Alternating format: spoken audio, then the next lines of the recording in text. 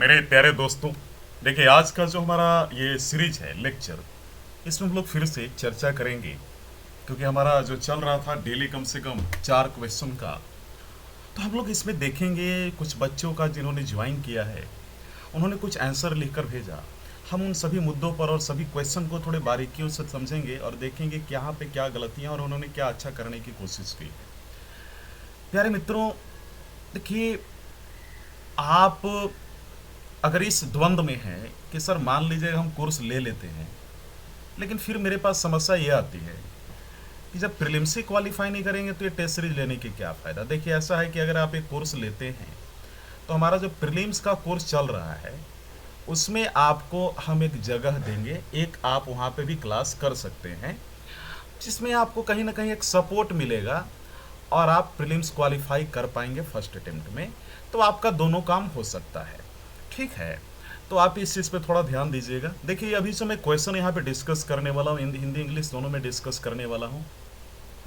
Mains 21 special class है हमारा, mains 21 series चल रही है, आपको मालूम है ऑलरेडी। तो मतलब स्पेशल क्लास हमारा चल रहा है मेंस 21 के लिए, 2021 के लिए। टेस्ट सीरीज भी अलग से चल रही है जिसका प्राइस आप सभी को मालूम है। तो आप चाहे तो ज्वाइन कर सकते हैं अगर आप इंटरेस्टेड हैं तो। हम लोग क्या कर रहे हैं कि इस सीरीज़ में डेली 4 क्वेश्चन हम लोग दे रहे हैं, जिसमें आपकी हर एक बारीकियों को हम लोग सुधारने की कोशिश करेंगे। एंड मोस्ट इंपॉर्टेंट थिंग कि आपका जो कोई भी अगर इन्फॉर्मेशन लेना हो, you can call on this number. साथ ही साथ अगर जो छात्र अगर एडमिशन लेने की प्रक्रिया में वो सोच रहे हैं कि एडमिशन लिया जाए कि नहीं लिया जाए, देखिए मैं आपको बोलूँगा कि आप पहले देखिए कि कोर्स लेने से आपको फ़ायदा क्या हो रहा है। देन अगर आपको फ़ायदा होगा तभी आप लीजिएगा, है ना। तो मैं ये कहना चाह रहा हूँ। अच्छा, ये सीरियस छात्र यहाँ पे लेंगे और ओनली 50 लोगों की सीट है। हमारे पास ऑलरेडी एडमिशन्स आ चुके हैं 35। तो जितना जल्दी हो सके आप अगर एडमिशन ले लेते हैं तो अच्छी बात है, क्योंकि इसका प्राइस हम लोग फिर बढ़ा देंगे आने वाले समय में, क्योंकि बच्चों का बहुत ज़्यादा डिमांड है और एडमिशन भी बहुत आ रही है। चलिए आगे बढ़ते हैं। देखिए, क्वेश्चन है हम लोग जिस पे अभी डिस्कशन करने वाले हैं। आई थिंक आपको नहीं दिखाई दे रहा होगा, चूँकि ये छात्रों की समस्या है, वो आगे से थोड़ा क्वेश्चन को क्लीन करके भेजेंगे। क्वेश्चन इनका कि वाई डिड, क्वेश्चन को बढ़िया से हम लोग पढ़ेंगे अभी। देखिए, इन्होंने क्वेश्चन जो लिखा है ये बहुत इंपॉर्टेंट क्वेश्चन और ये एग्जाम में आ भी चुका है। इनका क्वेश्चन है कि why did the industrial revolution first occur in England at present. तो मतलब इंडस्ट्रियल रिवॉल्यूशन इंग्लैंड में क्यों हुआ, मतलब ये सबसे इंपॉर्टेंट पॉइंट है, इस पर हमें देखना है। देखिए, बहुत इंपॉर्टेंट क्वेश्चन है, इसको हम लोग समझेंगे। इन्होंने लिखा है the rise of industrial revolution in England during 17-18 century at began from Europe, then spread all over the world. It means it a rapid major change in an economy. ऐसा इन्होंने लिखा है। आपकी आई थिंक मुझे आपको पहचान में नहीं आ रहा होगा, लेकिन मैंने बोल दिया है।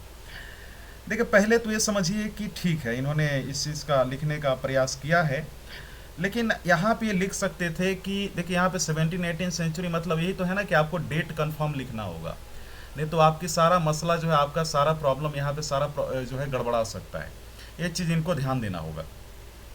साथ ही साथ इनका एक और चीज़ आप यहाँ पे देखेंगे, इन्होंने लिखा, यहाँ पे इनको लिखना चाहिए था the first industrial revolution began in Great Britain after 1750।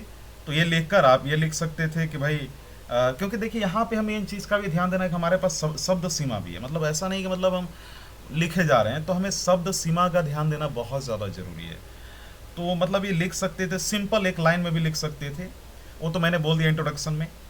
आप ये लिख सकते थे यहाँ पे बॉडी में इन्होंने लिखा कि there are some important factors that industrial revolution occurred from the England.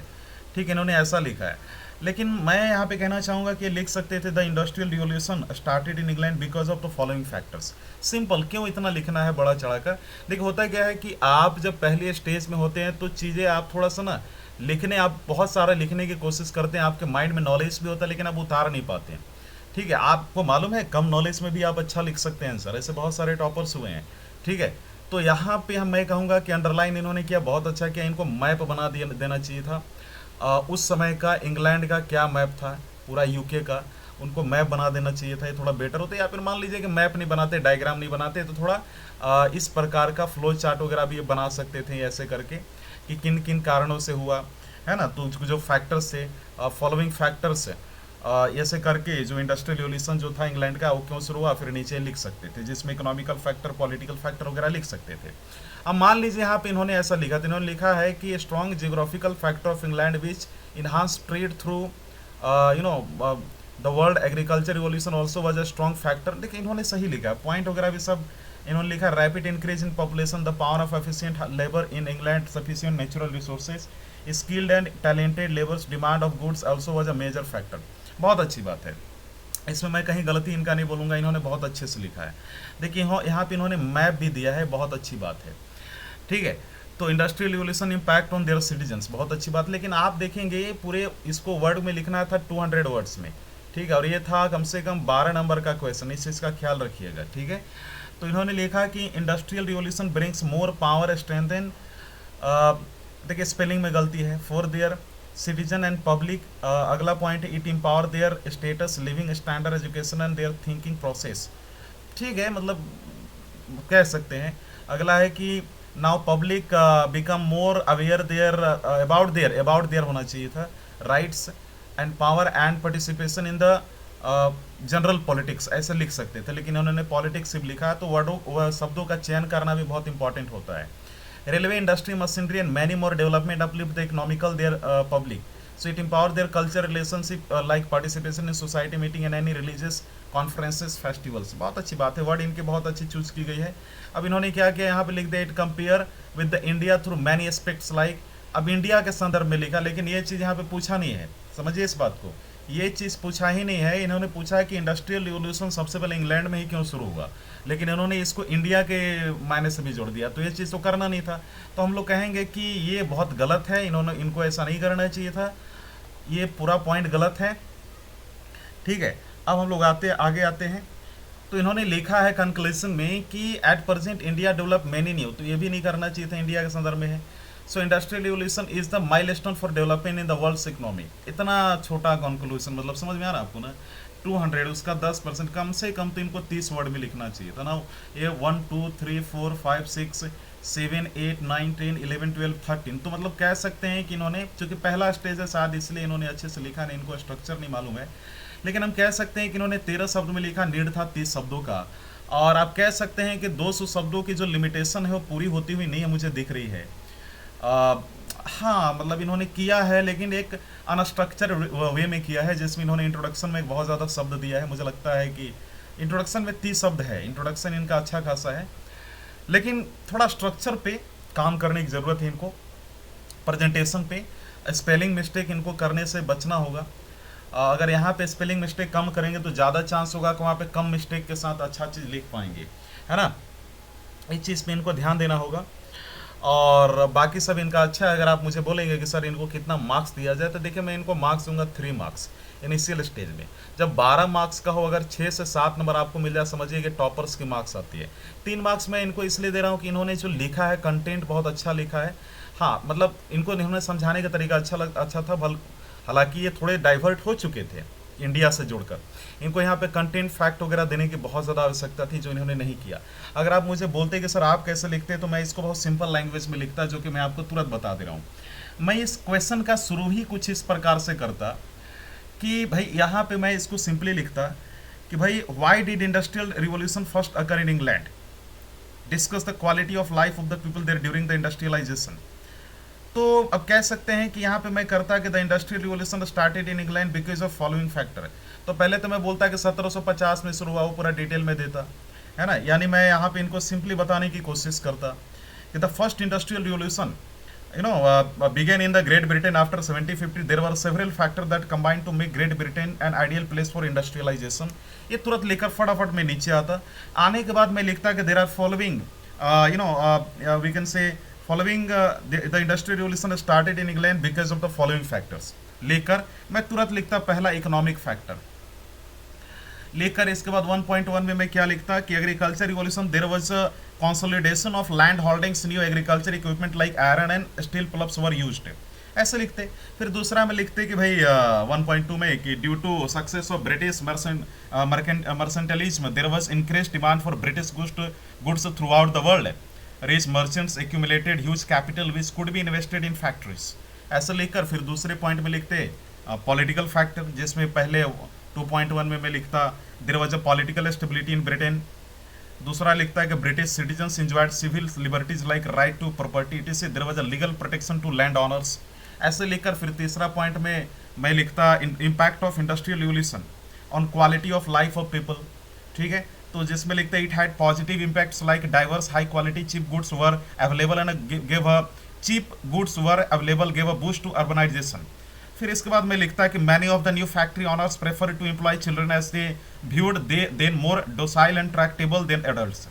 ये लिखकर आप लास्ट में लिख सकते थे कि भाई however 47% of economy is still agriculture based, which is much higher than Britain of 19th century, and in Britain it was a good step for the new era of world, and it helped a lot to those person, to those citizens, and not only the particular citizen group, you can say like all citizens group, जिनको काफ़ी ज़्यादा अपने आप में सुधार करने का मौका मिला, चीज़ों को जानने का मौका मिला, पूरे विश्व को आप कह सकते हैं कि एक सेंटर बन गया था इंडस्ट्रियलाइजेशन का। तो इस तरीके से कंप्लीट किया जा सकता है, इसमें कोई बड़ा 30 मार्क का नहीं है, ये चीज़ किया जा सकता था।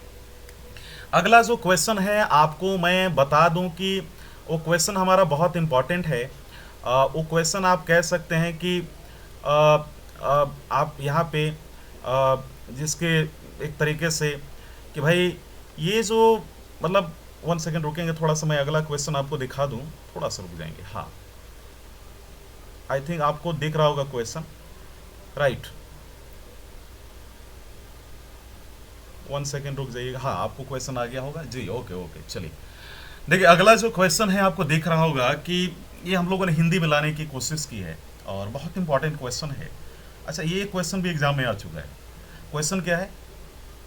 छोटा होने के बावजूद शेर शाह का शासनकाल इतिहास में अपनी सुधारों की वजह से महत्वपूर्ण स्थान रखता है, चर्चा करें।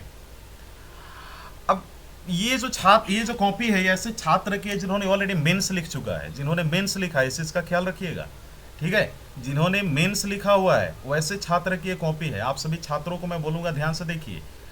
तो मेंस में 1-2 मार्क्स इनका रह चुका था एथिक्स में, हालांकि इनका हिस्ट्री का और हिस्ट्री में इनका काफी अच्छा मार्क्स आया था। इनका देखिएगा आंसर लिखने का तरीका।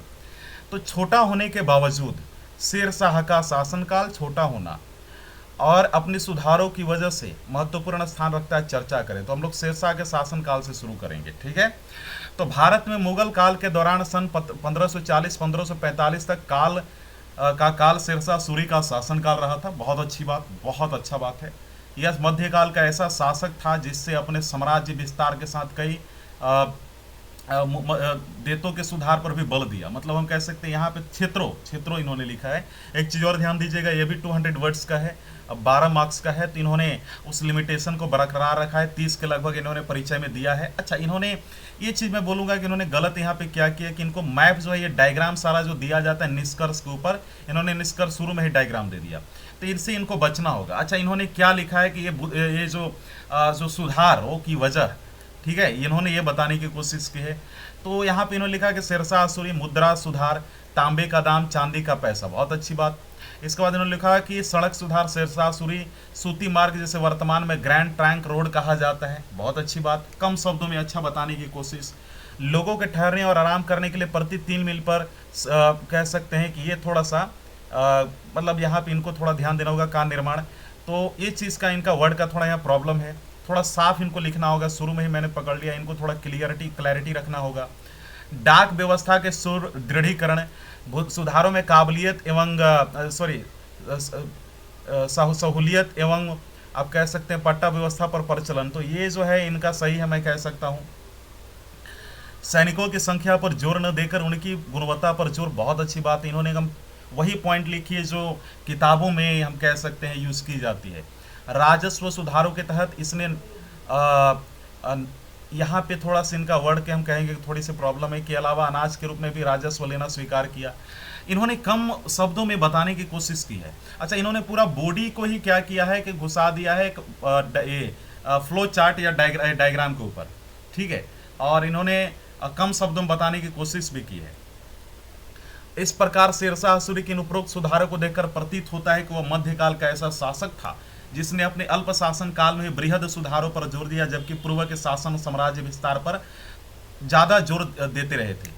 तो यहाँ पे इनकी पहली गलती क्या है कि अंडरलाइन इन्होंने नहीं किया, जो कि इनका परफॉर्मेंस गिरा सकता है। हाँ, बॉडी में इन्होंने किया है, इंट्रोडक्शन में भी किया है, लेकिन कंक्लूजन में इनको करना चाहिए था, है ना। कहाँ कर सकते थे कि मध्यकाल का ऐसा शासक था जिसने अल्प काल में ही बृहद सुधारों पर जोर दिया, जबकि पूर्व के शासक साम्राज्य विस्तार पर ज़्यादा जोर देते थे। ये यहाँ पे ऐसे लगा सकते थे, ज़्यादा जोर देते थे पे, ठीक है इनका। लेकिन बॉडी में कुछ तो वर्ड इनको डालना चाहिए था। आप कह सकते हैं कि एक इन्होंने किया क्या है कि मतलब बॉडी और फ्लो चार्ट को मिलाकर कंक्लूड करके इन्होंने ऐसे लिखा है। तो ये भी एक बढ़िया तरीका है। आप बोलेंगे सर ये तो ऑलरेडी क्वालिफाई कर चुके हैं, हम लोग कैसे करेंगे। देखिए ऐसा है ना कि कोई भी टॉपर से जब मैंने बात की तो मुझे ये लगा कि उनको याद नहीं रहता है कुछ, या फिर खुद मैं बता रहा हूँ किसी टॉपर को कुछ याद नहीं रखता है। हाँ, कंसेप्ट क्लियर होता है, और वैसे भी इतना ज़्यादा आपको पढ़ना है कि आप याद नहीं रख पाएंगे। समझ में आ रहा है आपको बात। तो इन्होंने ये सारी चीज़ें की और आंसर बहुत अच्छा लिखा है। आप कहेंगे थोड़ा वर्ड का इनका प्रॉब्लम था, मतलब सॉरी वर्ड में कह रहा हूँ, वर्ड लिमिट का 200 में था, तो इन्होंने कम से कम कोशिश किया 125 में कंप्लीट करने का। लेकिन ठीक है, एग्जाम में चूंकि इतना ही लिखा जाता है, 200 वर्ड है, तो आप 150 में लिखकर खत्म कर दिए, क्योंकि सबको एवरेज लिखते हुए चलना है। अगर एक क्वेश्चन को अच्छा समय देंगे तो फिर एक दो क्वेश्चन पक्का छूटेगा आपका। तो एवरेज लिखने की प्रक्रिया इन्होंने रखी, लेकिन कम से कम टेस्ट सीरीज में तो अच्छा लिख सकते थे। थोड़ा 10 वर्ड ऊपर नीचे होता तो कोई समस्या नहीं था, लेकिन इन्होंने बहुत ज़्यादा वर्ड कम किया। 12 मार्क्स में आप मुझे बोलोगे तो इनको मैं दूंगा यहाँ पे, चूंकि बहुत सारी चीज़ों देखने के बाद मुझे मालूम चला कि इनको 4.5 मार्क्स दिया जा सकता है, ठीक है। थोड़ा सा, या फिर आप कह सकते हैं कि इसमें अगर ये थोड़ा और वर्ड में लिखते तो शायद इनको और अच्छा मार्क्स मिल सकता था। आगे बढ़ा जाए तो अगला क्वेश्चन जो है इनका बहुत इंपॉर्टेंट है, बहुत ही ज़्यादा इंपॉर्टेंट क्वेश्चन का डिमांड भी बहुत अच्छा। क्या क्वेश्चन? जय जवान जय किसान के नारे के उद्भव और महत्व पर एक आलोचनात्मक टिप्पणी लिखिए। तो भाई ये आलोचनात्मक टिप्पणी वाला जो मुद्दा है ना, ये आपको ध्यान देना है कि पहले अच्छाई लिखना है, बुराई लिखना है। अच्छाई कम से कम 40%, बुराई कम से कम 60%, या 30 और 70 का भी रेशो हो सकता है। जय जवान जय किसान केंद्र बिंदु के नारे का उद्भव और महत्व, है ना। तो पहले जय जवान जय किसान से शुरू करेंगे, बीच में उद्भव लिखेंगे, महत्व लिखेंगे, फिर बुराई और अच्छाई लिखेंगे। इसके बाद एक टिप्पणी करेंगे, है ना, यानी मूल्यांकन, यानी कुछ लिखने के बाद अच्छाई बुराई एक दो लाइन में कुछ लिखेंगे, इसके बाद निष्कर्ष इनको लिखना चाहिए। ये स्ट्रक्चर होता है ऐसे आंसर का। अब इन्होंने किया क्या, इनकी बातों पर देखा जाए। इन्होंने लिखा है जय जवान जय किसान का नारा भारत के पूर्व प्रधानमंत्री श्री लाल बहादुर शास्त्री। अब इनका कार्यकाल भी लिख देना चाहिए था, कब से कब तक था, या उनका जब जन्म हुआ मरण वो जो लिखा जाता है वो डेट भी लिखना चाहिए था। तो भारत हम कह सकते हैं कि भाई भारत चीन युद्ध के दौरान किया गया था, उन्होंने सही किया है। उन्होंने यह हम कह सकते हैं कि नारा बृहद परिप्रेक्ष्य में दिया था, क्योंकि उस समय भारतीय सेना के पास उचित संसाधनों का आयात था और भारत में खाद्यान्न उत्पादन अपने देश की आवश्यकताओं की पूर्ति पर भी नहीं होता था। तो कह सकते हैं कि इनका थोड़ा सा राइटिंग का हमेशा से मुझे प्रॉब्लम लगा, तो क्लैरिटी थोड़ा होना चाहिए राइटिंग में, बस। देखिए राइटिंग उतना भी अच्छा नहीं होना चाहिए, हाँ, लेकिन समझ में आ जाए इतना होना चाहिए। अब अनेक उनके इस नारे का उद्देश्य क्या था, क्योंकि वहां पे उद्देश्य की भी चर्चा की गई थी, याद है आपको क्वेश्चन में, उद्देश्य और उद्भव और महत्व, यानी उद्भव मतलब उद्देश्य हो गया। तो सैनिकों के बलिदान पर विश्वास, अधिक से अधिक सैनिक सेवा हेतु लोगों को प्रोत्साहित करना, बहुत अच्छी बात है। अच्छा कि इन्होंने खाद्यान्न उत्पादन बढ़ाने हेतु प्रयास, तकनीकी विकास पर जोर, खाद्यान्नों के कह सकते हैं आप व्यय पर रोक।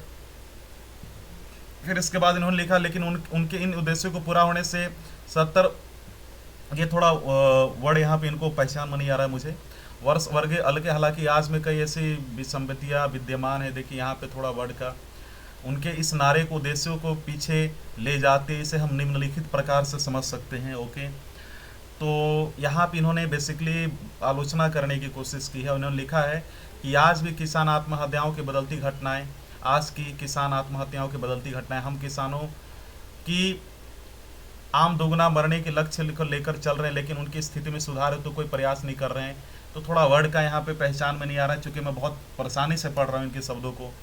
सैनिक के लिए उचित भोजन तथा संसाधनों का अभाव, जिसे हम अक्सर सोशल मीडिया पर देखते सुनते रहते हैं, बहुत अच्छी बात है।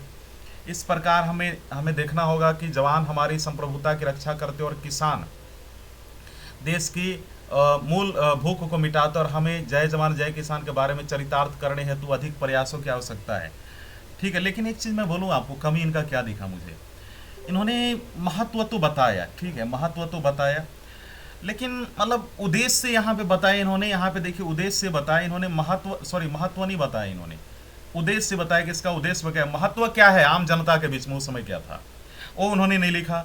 साथ ही साथ इन्होंने बुराई तो की लेकिन अच्छाई नहीं लिखी इन्होंने, मतलब ये बैलेंस्ड मुझे नजर नहीं आया। साथ ही साथ इन्होंने एक दो तीन लाइन का जब मूल्यांकन के नहीं, अच्छाइयाँ भी थी लेकिन बुराइयाँ भी होनी चाहिए, लेकिन इन दोनों को देखते हुए लगता है कि ये चीज़ हो सकता था, ऐसा कर सकते थे। तो कहने का मतलब कि ठीक है, इनका नीचे का भी मुझे अच्छा लगा, थोड़ा सा इनको डायग्राम भी बना देना चाहिए था, मैप वगैरह, कि भाई ऐसे इनको करना चाहिए था कि बॉडी में ही लिखते अच्छाई बुराई, और इसके बाद कुछ दो तीन लाइन लिखते मूल्यांकन के रूप में, और इसके बाद थोड़ा डायग्राम बनाते हैं कि भाई